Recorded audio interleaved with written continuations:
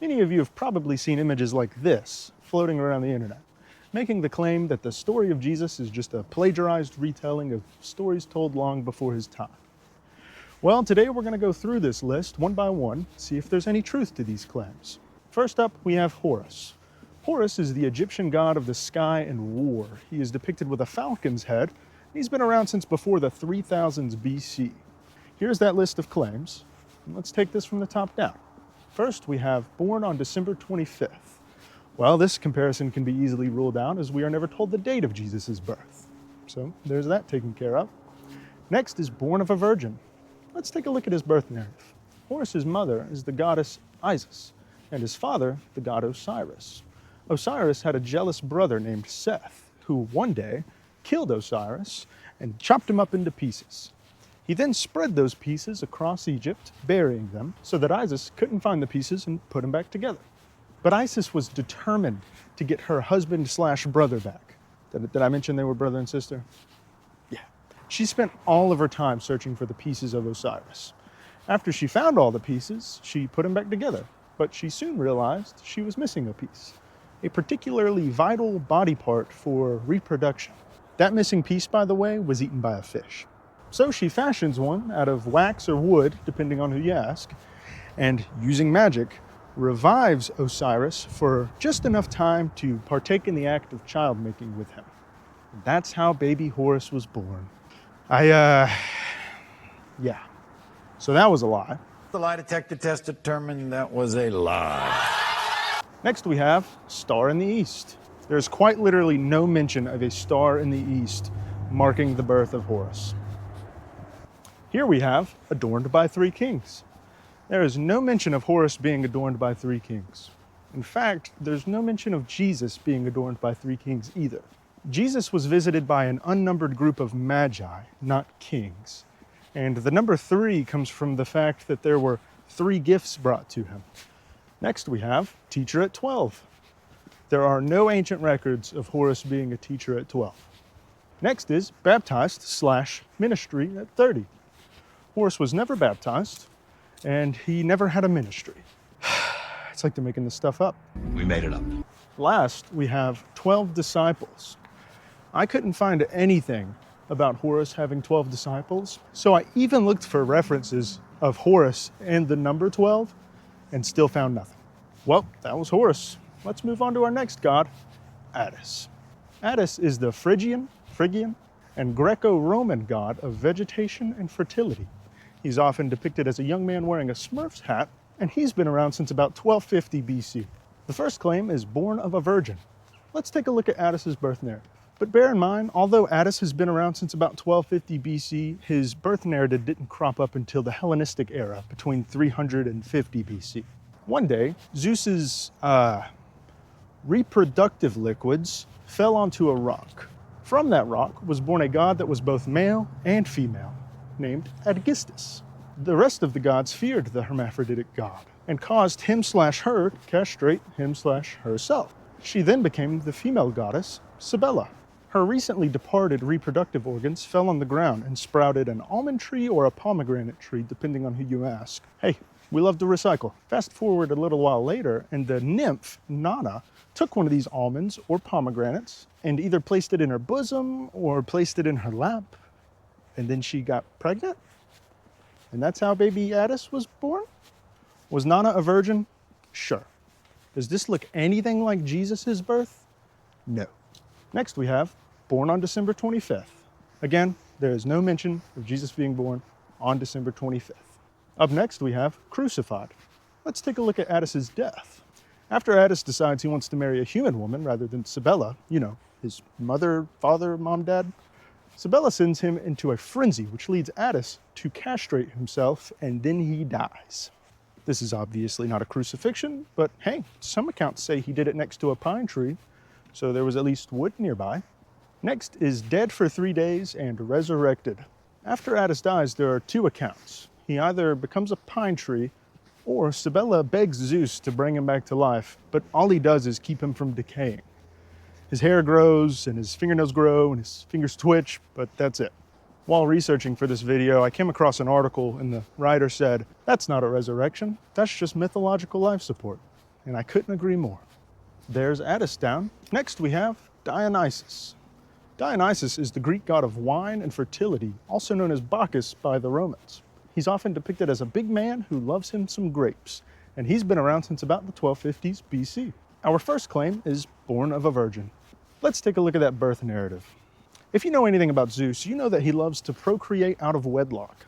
After Zeus impregnated the human Semele, Helle, Zeus's wife, became jealous and tricked Semele into asking Zeus to show himself to her in his full glory. After doing so, Semele dies from overexposure to Zeus's lightning bolts. Zeus then takes his premature baby out of Semele's womb and sews him up into his thigh, carrying him for the rest of the pregnancy. What? As you can clearly see, Dionysus is not born of a virgin. Next is born on December 25th. This one's getting old. Our next claim is performed miracles. Performed miracles? Yeah, obviously. What kind of God would he be if he didn't perform miracles? Hey, Jesus had 2 legs too. Did he steal that from Dionysus? Next we have King of Kings. Literally all I could find about him being called King of Kings are just people claiming that he was called King of Kings. I did find a book called The Woman's Encyclopedia of Myths and Secrets that claims this, and they cite a book by Fraser called G.B. on page 451. But the only thing I found was The Golden Bough by James George Fraser. To the best of my knowledge, the book doesn't make this claim, and page 451 isn't even about Dionysus, so I don't know. This one was invented by a writer. Next is Alpha and Omega. Again, all I could find about this were just claims with 0 evidence. Up next is resurrected. The closest thing I could find is in the Orphic tradition, which is like, 300s BC, where Dionysus is eaten by the Titans, but Athena saves his heart, and then Zeus uses it to impregnate Semele. Even if I grant this narrative, this is more of a reincarnation, not a full bodily resurrection like Jesus. Bruh, they put Dionysus, the god of wine, on this list and didn't even try to make the comparison saying that Dionysus turned water into wine. Why do I have to do your job for you? Anyway, there were legends about the fountains outside of Dionysus's temples, and they would start flowing with wine rather than water during festivals celebrating Dionysus. This is not Dionysus actively turning water into wine like Jesus. This is fountains magically spraying wine instead of water. All right, our next god is Krishna. Krishna is the 8th avatar of Vishnu in Hinduism.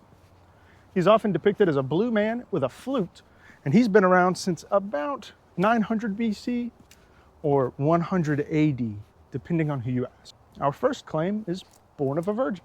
Let's take a look at that birth narrative.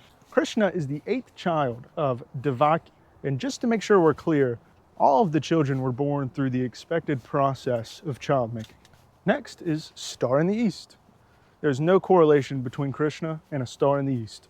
Next we have performed miracles. Performed miracles? Yeah, I sure hope it does. And lastly, resurrected. Let's take a look at his death. Krishna is shot by a hunter, either on accident or on purpose, depending on who you ask, and then his spirit ascends into heaven. This is not a resurrection. This is a death and ascension. And finally, we have Mithra. He's probably my favorite on this list. Mithra is the Iranian, then Zoroastrian, then Roman god of covenant and justice, and sometimes the sun. He's often depicted slaying a bull while wearing a similar Smurf's hat to Attis. He's been around since about 1400 BC, although the Romans didn't adopt him until about 1500 years later, after the death of Jesus. Our first claim is born of a virgin. Let's take a look at that birth narrative. Mithra was born from a rock. He miraculously sprung from a rock, with a torch in one hand and a knife in the other. Was the rock a virgin? Probably. Does this look anything like Jesus' birth? No. Next is born on December 25th. Next we have 12 disciples. Mithra did not have 12 disciples.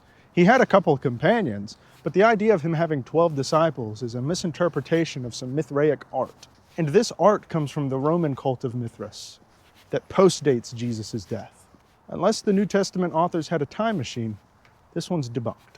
Here we have performed miracles. Yes, we know it's kind of a requirement. Next is dead for 3 days.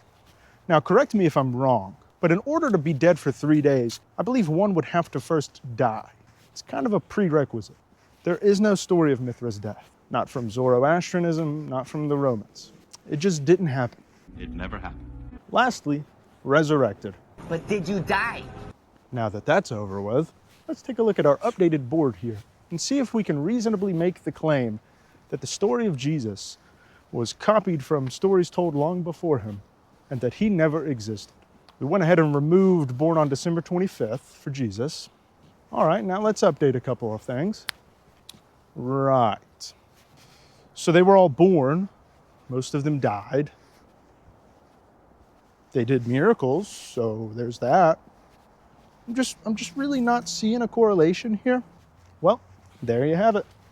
From where I'm standing, it would appear that the story of Jesus was not stolen and that he did in fact exist.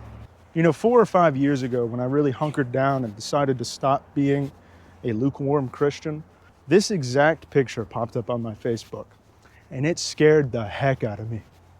I turned my phone off and tried not to think about it for months, until one day I decided, you know what, I care about the truth. And if I've been placing my faith in something incorrect this whole time, I want to know the truth. So I looked into it and I found exactly what I've shown you today. From that moment, 4 years ago, to today, I have never been afraid to question God. There's always an answer. Thank y'all for watching. God bless you, and I pray that I see you in heaven.